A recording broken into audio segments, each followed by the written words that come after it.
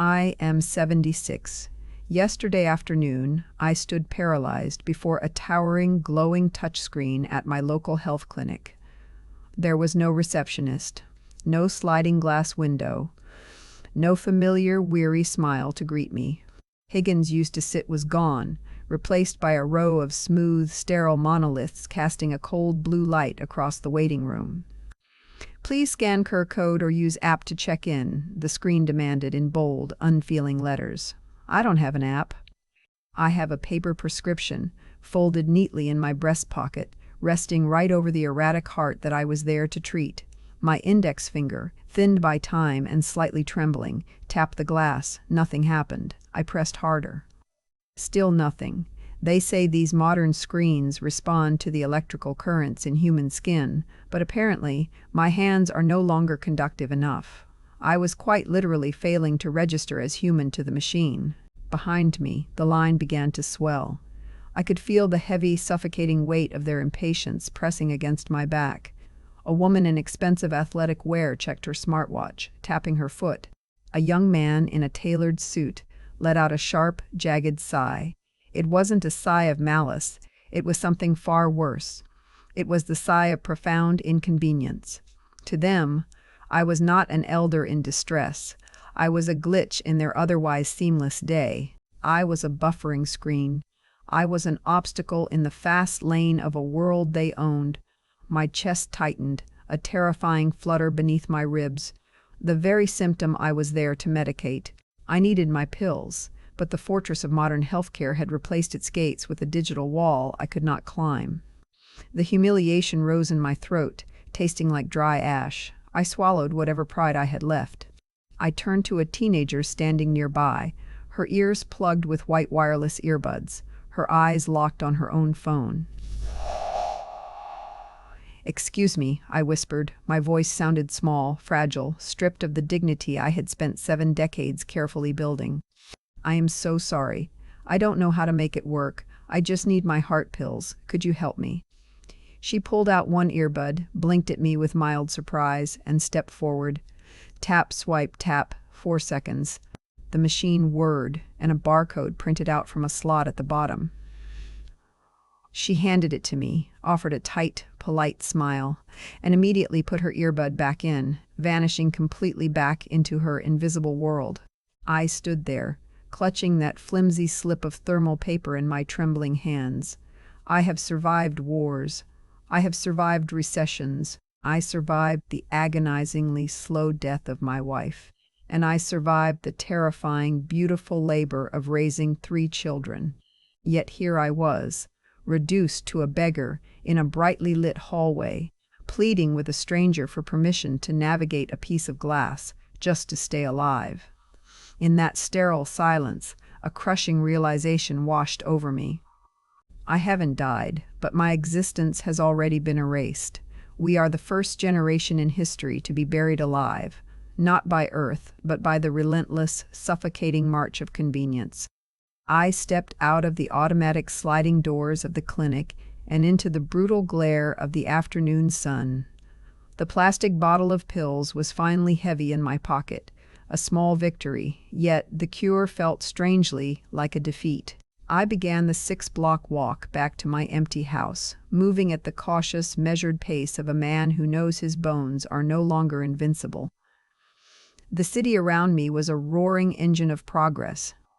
Cars blurred past, delivery drones hummed in the sky, and the sidewalks were a surging river of humanity.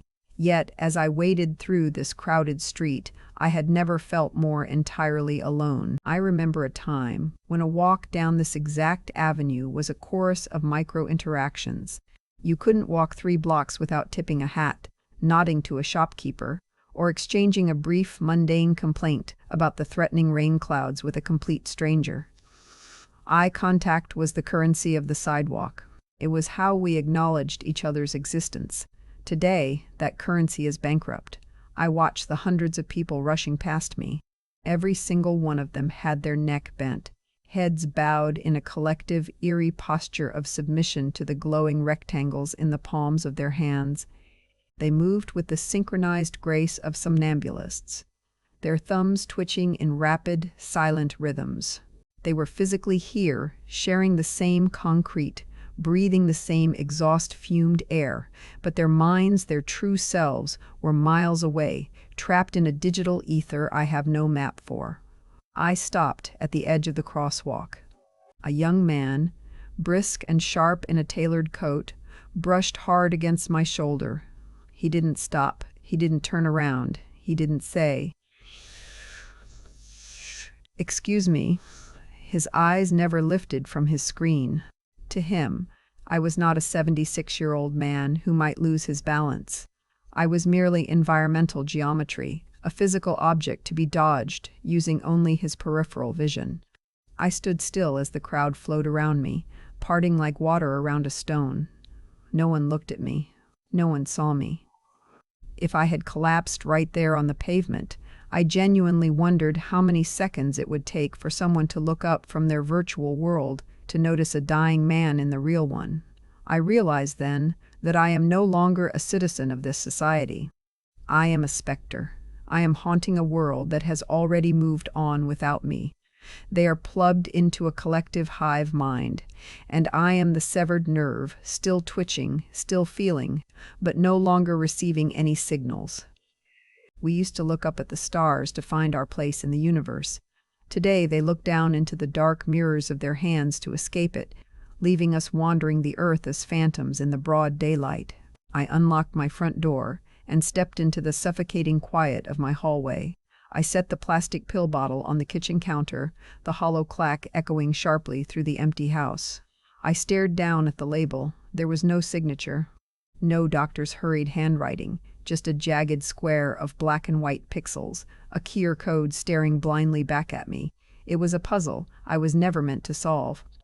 I closed my heavy eyelids, and the sterile fluorescent glare of today melted away, replaced by the warm amber glow of Miller's Pharmacy, circa 1985. I could almost hear the cheerful analog chime of the brass bell above the heavy wooden door as I pushed it open. I could smell the distinct, comforting blend of medicinal alcohol, old paper, and the powdery peppermint drops Mr. P.S. Miller kept in a heavy glass jar on the counter. Back then, I didn't interact with a kiosk. I handed a crumpled, hastily scribbled slip of paper to a man who wore wire-rimmed glasses and a slightly faded cardigan. Miller would squint at the doctor's messy ink, push his glasses up the bridge of his nose, and nod. He didn't just process my prescription, he processed me. "How's the chest feeling today, Arthur?" he would ask, his hands expertly counting small white pills on a metal tray. "And tell Martha I saved that special brand of chamomile tea she asked about last Tuesday." When he handed the medicine back across the worn mahogany counter, his fingers would briefly brush mine.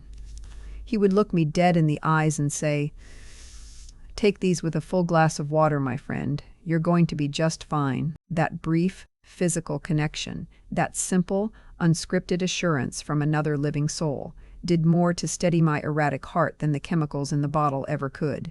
We understood instinctively then what we have entirely forgotten now. Healing is not merely a biological transaction. It is a profoundly human one. It requires a witness to your vulnerability. It requires grace. Today, my survival is dispensed by a machine that cannot look me in the eye, cannot remember my late wife's name, and cannot promise me that the pain will pass. We have engineered all the inefficiency out of the system. The algorithm is perfectly accurate.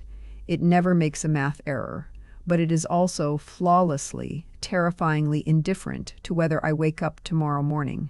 We traded the warm, imperfect hands of our neighbors for the cold, frictionless efficiency of a touchscreen, forgetting that a human heart needs to be held just as much as it needs to beat. Sunday evening arrived, bringing the illusion of life back into my home. My son David, his wife, and my 2 teenage grandchildren came for our weekly dinner. The house smelled of roasted garlic and rosemary, the way Martha used to make it.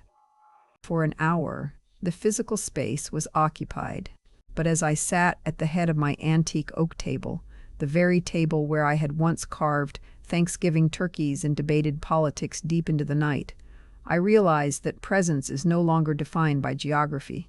We were sitting inches apart, breathing the same warm air, yet we were separated by light years of bandwidth. David was rapidly typing an email under the table, his brow furrowed in a permanent state of corporate anxiety.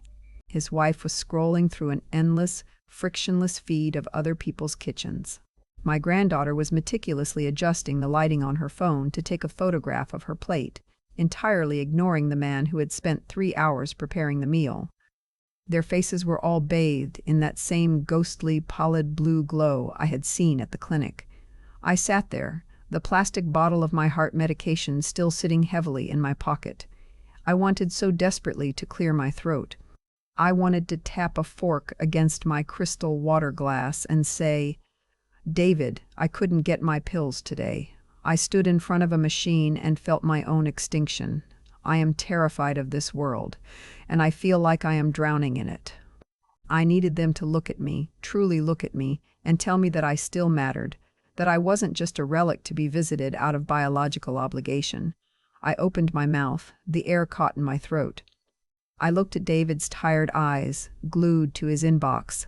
I looked at the slight irritation flickering across my grandson's face as a video failed to load. I closed my mouth. I swallowed the words, tasting the bitter iron of my own irrelevance.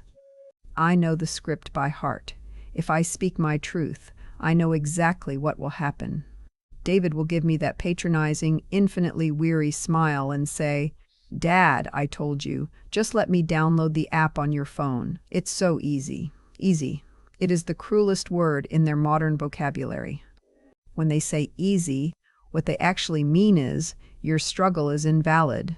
Your fear is an inconvenience. Your obsolescence is your own fault. I do not want them to fix my phone. I want them to hold my hand. I do not want an its support session. I want a son. If I tell them I feel useless, I will cross the invisible line from father to burden, and that is a humiliation I am not yet ready to bear. So, I ate my roast in silence. I listened to the tapping of 4 sets of fingers against glass, the ambient soundtrack of the 21st century. I sat in a room full of my own blood and bone, completely and utterly isolated. The most deafening silence a man can ever experience is not the absence of sound, but the presence of loved ones who have entirely forgotten how to hear you. After dinner, seeking a moment of respite from the glowing screens in the living room, I walked out to the garage. The air was cooler there, smelling faintly of motor oil and old pine dust, the comforting, tangible sense of a lifetime of physical labor. There, I found my 16-year-old grandson, Leo. He was crouching next to his bicycle, frustrated. The chain had slipped off the rear cassette, wedging itself tightly between the gears and the frame. His hands hovered hesitantly over the metal, spotless and unsure. My heart did a sudden, eager leap. Not the terrifying flutter of my medical condition, but the strong, steady beat of purpose. I knew that exact mechanical jam. I had spent my youth covered in chain grease, fixing my own bicycle, then his father's, then half the neighborhood's. There is a very specific trick to freeing it. A subtle push of the derailleur, a flick of the wrist, a delicate marriage of tension and release. It requires a feel for the metal. I rolled up my flannel sleeves. For the first time all day, I felt a warm rush of relevance. I was no longer the confused old man at the pharmacy kiosk. I was the elder. I was the mechanic. I was useful. "Leo," I said, stepping forward, my voice suddenly finding its old, resonant timbre. "Let me show you a trick my own father taught me back in 1960. You don't want to force it, you have to." He didn't even look up. He just held up his left hand, his palm facing me like a traffic cop, while his right hand balanced his smartphone on the leather bike seat. "It's fine, Grandpa," he muttered, his eyes glued to a fast-paced, brightly colored video. "Some guy on YouTube already showed me. You just wedge a flathead right here and pedal backward. Super easy." I froze in my tracks. My half-rolled sleeves suddenly felt absurd, like armor donned for a war that had been canceled. I stood perfectly still in the dim garage and watched my grandson blindly follow the instructions of a 20-something stranger thousands of miles away, a disembodied, cheerful voice echoing from a tiny speaker. I slowly rolled my sleeves back down and buttoned the cuffs. The physical distance between Leo and me was mere inches, but the chasm was absolute. For thousands of years, the elders of any family were the living libraries of human survival. Our scars, our mistakes, the calluses on our hands, that was the sacred inheritance we passed down to keep the young safe and capable.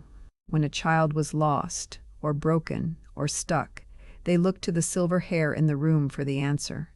Now, my entire life's accumulation of knowledge, how to fix a jammed gear, how to soothe a feverish infant in the middle of the night, how to endure the crushing weight of grief, has been bypassed by a search bar. They do not need my wisdom. It has been indexed, optimized, and outsourced to a server farm in a desert somewhere. We used to pass down the sacred torch of survival from warm hand to warm hand. Today, the young simply download the fire, leaving us standing in the dark, holding nothing but cold ashes. The house emptied as quickly as it had filled. The roar of David's engine faded down the street, and once again the silence rushed back in, heavy and absolute. I settled into my worn leather armchair, the one shaped perfectly to the curvature of my aging spine, listening to the rhythmic ticking of the grandfather clock in the hallway. Then, on the side table, my smartphone, the device David insisted I needed to keep us all close, vibrated against the wood. A short, sharp buzz. I put on my reading glasses, wiping a smudge of dust from the lens, and unlocked the screen. It was the family group chat, a picture from my daughter, who lives 3 states away, her new golden retriever puppy, accompanied by 3 brightly colored, pulsing digital hearts. A second later, a message popped up from David, who had left my driveway mere minutes ago. "Great dinner, Dad. See you next week." Followed by a yellow circle giving a thumbs up. I stared at those bright blue bubbles of text, perfectly aligned on the harsh white background. I remember the profound, tactile anticipation of waiting for a letter. When Martha and I were courting, and later when I was stationed overseas, a letter was a physical manifestation of a soul. You could feel the indentation of the pen on the paper, showing where the writer had pressed down hard in anger or passion. You could smell the faint trace of their soap on the envelope. When we shared photographs, it was an event. We gathered tightly around the coffee table, passing the glossy prints from hand to hand, our shoulders touching, our collective laughter warming the air. We shared an experience. Now, I am fed a steady, frictionless diet of digital breadcrumbs. I see perfectly filtered images of their vacations, their meals, their new pets, but I do not hear the subtle, tired sighs in their voices. I do not see the worry lines around their eyes. I realized, staring at that screen, that we are no longer having conversations. These are not intimate dialogues between blood and kin. They are personal press releases. My children are broadcasting the highlights of their lives to an audience, and I am simply a subscriber. I slowly typed back, "Glad you liked it," my stiff, calloused finger pecking clumsily at the tiny glass letters. I hit send. A little swoosh sound played, and another blue bubble floated up the screen to join the others. Then nothing. Just the cold, sterile glow of the interface illuminating my wrinkled hands in the dark room. This little rectangle of glass and rare earth metals is a brilliant, cruel illusionist. It tricks the brain into believing you are surrounded by your tribe, while your body physically decays in an empty room. It is a one-way mirror. I am allowed to watch my family live, to double-tap their milestones, but I am no longer invited to truly participate in them.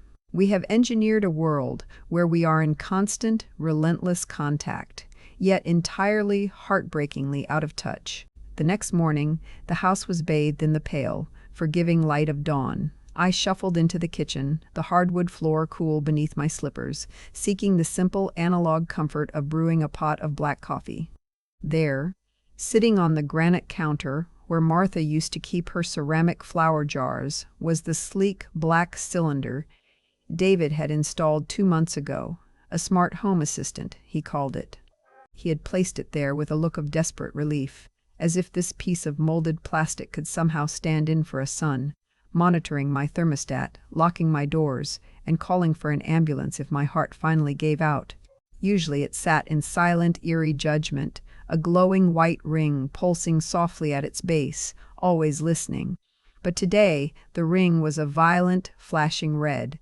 Suddenly, a synthetic, disembodied female voice sliced through the quiet morning. Error. System update required. Device functions disabled. Please open the companion app to authenticate network settings. My stomach clenched. That familiar cold dread washed over me, the exact same paralysis I had felt at the pharmacy kiosk. The red light blinked with an aggressive, rhythmic urgency, a visual alarm bell broadcasting my incompetence to the empty room. I reached into my pocket and pulled out my smartphone. I unlocked it. I tapped the green phone icon and brought up David's name. My thumb hovered over the screen. I closed my eyes, and I could already hear it. I could hear the sharp inhale of breath on the other end of the line. I could hear the subtle, exhausted shift in his tone as he stepped out of a meeting to deal with his aging father. "Dad, what is it now? Did you check the Wi-Fi router? Look, just open the app." "No, the blue icon." "Dad, it's really not that hard." Every time I made that call, I wasn't just asking for technical support. I was surrendering another fraction of my dignity. I was accepting the role of the helpless infant in a world I no longer understood. I have spent the last decade apologizing for my slowness, apologizing for my confusion, apologizing for surviving into a future that requires a password just to turn on a light bulb. I looked at the flashing red cylinder. It was demanding my obedience. It was demanding that I adapt to it, that I speak its language, that I beg the younger generation for the translation. Slowly, I lowered my phone. I didn't press call. Instead, I walked over to the counter. I bypassed the sleek touch-sensitive top of the machine. I traced my hand down the smooth plastic back, feeling for the power cord. I followed the wire down to the wall outlet hidden behind the toaster. I gripped the plastic plug, and with a firm, deliberate yank, I pulled it from the wall. Click, the red light vanished. The synthetic voice died mid-sentence. The silence that rushed into the kitchen was immediate and absolute. But for the first time in years, it was not a heavy, isolating silence. It was the silence of a sanctuary. It was the silence of a reclaimed territory. I watched the dust motes dancing lazily in the morning sunlight spilling through the window. The air felt lighter. My chest felt looser. I realized in that quiet, beautiful moment that I do not have to play this game anymore. I do not have to force my arthritic fingers to learn the choreography of a touchscreen. I do not have to beg machines for permission to live. I am an old man, and there is a profound, unshakable power in simply refusing to run a race I was never meant to win. We spend our final years desperately trying to learn the language of machines so we won't be forgotten, failing to realize that the most dignified thing an elder can do is pull the plug and speak the language of peace. I left the dead plastic cylinder sitting on the granite counter, a monument to a world I had finally decided to secede from. I unlocked the back door and stepped out into the garden. The morning air was crisp, carrying the raw, unfiltered scent of damp earth and blooming jasmine. The dew was still heavy on the leaves of the hydrangeas Martha had planted 30 years ago. I didn't take my phone with me. For the first time in years, my pockets were completely empty, devoid of the heavy, vibrating leash of modernity. I walked over to the old wooden workbench nestled in the corner of the yard. Beneath it sat my rusted metal trowel. I picked it up. The wooden handle was darkened with age and sweat, worn down over the decades until it perfectly matched the exact contours of my aging grip. It was a tool that knew my hand, just as I knew it. There was no password required to use it. No software update needed before it would dig. I knelt stiffly on a foam pad and drove the trowel into the flower bed. I reached down and buried my bare hands in the dark, cool soil. It was heavy. It had texture. It left thick, black crescent moons beneath my fingernails. In the digital world, everything is frictionless. You swipe a piece of smooth glass and an entire bank account empties, a stranger is judged, or a meal is ordered. Actions have no physical weight, no friction, no resistance. It tricks you into believing life is effortless, right up until the moment you realize it has become meaningless. But here, in the dirt, there was magnificent resistance. The earth pushed back against my knuckles. I pulled a deeply rooted weed from the ground, feeling the satisfying snap of its fibers giving way. I watered the tomatoes with a heavy galvanized can, watching the dry soil eagerly swallow the moisture, turning from a dusty brown to a rich, profound black. I moved to an old cedar patio chair that had developed a severe wobble in its back leg. Yesterday, David would have told me to just throw it away and order a new one on Amazon with a single click. "It'll be here by tomorrow, Dad. Free shipping." Today, I ignored the ghost of his voice. I went to the shed, found a jar of wood glue, a metal C-clamp, and a heavy-handled screwdriver. I carefully cleaned the joint, applied the thick yellow glue, and slowly tightened the clamp until a thin bead of excess squeezed out. I wiped it away with my thumb. It took me an hour. It was slow, quiet, and absolutely glorious. As I sat back and wiped the sweat from my brow, I looked at my dirty hands and the mended chair. I felt a surge of immense, quiet power. Out there, on the streets, and in the screens, I am a buffering error. I am invisible. But here, in the tangible rhythm of the physical world, I am the anchor. I am the creator. I leave a mark. I fix what is broken instead of swiping it away. We are told by a rushing world that to be slow is to be left behind. But there is a quiet, indestructible majesty in refusing to run when you have finally learned how to stand still. I came back inside, leaving my muddy boots by the back door. I washed the dark, rich soil from my hands, feeling the bracing cold of the tap water and the rough, familiar lather of bar soap. I dried my hands on a woven cotton towel. Every sensation was sharp, grounded, and wonderfully real. I walked past the kitchen counter. The smart speaker still sat there, lifeless and unplugged, a dead chunk of plastic that had lost all its power over me the moment I removed its artificial heartbeat. I moved into the study and stood before the heavy mahogany bookshelf. My eyes traced the spines of hundreds of books, some cloth-bound and fraying, others wrapped in cracked leather. I pulled down an old, battered copy of a Steinbeck novel. As I opened it, the scent washed over me, that distinct, intoxicating perfume of decaying lignin, dried ink, and dust. It is the scent of stored time. I sat in my armchair and ran my thumb across the edge of the page. It was thick and textured, slightly yellowed at the margins. When you read a book on a glowing piece of glass, the words are ephemeral. They exist only as manipulated light, vanishing into the ether the moment you swipe your finger, instantly replaced by a text message, an email, or an advertisement. The screen demands your distraction. But this paper, it demands nothing but my presence. These printed words have sat faithfully on this exact page for 40 years, waiting patiently in the dark for my eyes to return to them. There is a profound dignity in that permanence. Beside my chair sat my grandfather's mechanical mantel clock. It had wound down and stopped ticking 2 days ago, while I was lost in the anxiety of navigating clinic apps and Wi-Fi routers. In the digital realm, time is dictated to us by satellites, relentless, flashing numbers on our wrists that count our steps, monitor our pulses, and constantly remind us of how late we are. I picked up the small brass key, inserted it into the face of the clock, and turned. Click, click, click. I felt the physical tension of the mainspring coiling, tightening beneath my fingers. I set the pendulum swinging with a gentle nudge. Tick, tock.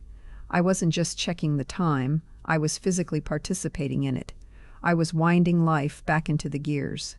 The youth out there on the sidewalks, moving at the speed of fiber optics, would look at me sitting here with an old book and a wind-up clock and call me obsolete. They would say I have failed to adapt. But as I sat there, listening to the steady, rhythmic heartbeat of the brass pendulum, I realized they are entirely wrong. I am not failing to adapt. I am making a conscious, deliberate choice. I am choosing the texture of paper over the glare of pixels. I am choosing the slow, deliberate pace of a human life over the frantic, soulless sprint of an algorithm. I am not a ghost haunting their digital world. I am a man who has simply decided to step back into the real one, to a society obsessed with the speed of a download. My analog life looks like an obsolescence, but sitting here, holding a page that will outlast the battery life of any machine, I realize that to be obsolete is simply to be permanent. The golden hour has finally arrived. The late afternoon sun casts long, amber shadows across my study, catching the dust motes that dance slowly in the quiet air. I sit here in my leather chair, listening to the steady, reassuring heartbeat of the brass clock I just wound. I look at my hands, spotted with age, lined with thick veins, still holding the faint, dark stain of garden soil beneath the nails.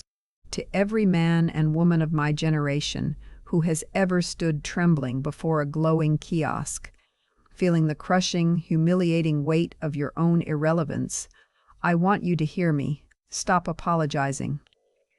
Stop shrinking yourself to fit into a society that has forgotten how to look you in the eye. Stop begging for a translation of a world that is moving so fast it is tearing itself apart. We are not the broken ones. We are the ones who remember what it feels like to be whole. We remember the profound intimacy of a handwritten letter, the sacred weight of a promise made with a firm handshake, and the deep, abiding comfort of a neighbor who actually knew your name. We know how to navigate by the stars, how to mend a broken chair, and how to sit in absolute silence with someone we love, without feeling the desperate, clawing need to check a screen. There will come a day when the youth out there, currently drowning in a frictionless ocean of algorithms and blue light, will suddenly realize they are starving. They will wake up exhausted by the relentless performance of their digital lives. They will crave something with texture, something with friction, something real. And when they finally look up from their glowing rectangles, desperate for a genuine, unmediated human connection, they will need to know where to find it. They will need to know how to fix what is shattered, how to wait patiently for a root to take hold in the dark, and how to grieve without broadcasting it to an audience of strangers. That is our final, most vital purpose. We are the living archives they will eventually need to wander back into. We are not outdated. We are the keepers of the fire for a lost era. Our calluses are our credentials. Our memories are the sacred blueprints of human warmth. We are the heavy stone anchors in a world that is violently drifting away from its own humanity. So, let them have their frantic, scrolling lives. Let them sprint toward a virtual horizon that never arrives. I will stay right here in the beautiful, tangible quiet. I will read my book, I will tend to my garden, and I will leave the front door unlocked for the day they finally decide to come home. They are not the markers of your obsolescence. They are the magnificent, deeply etched maps of a soul that had the courage to live its entire life in the real world.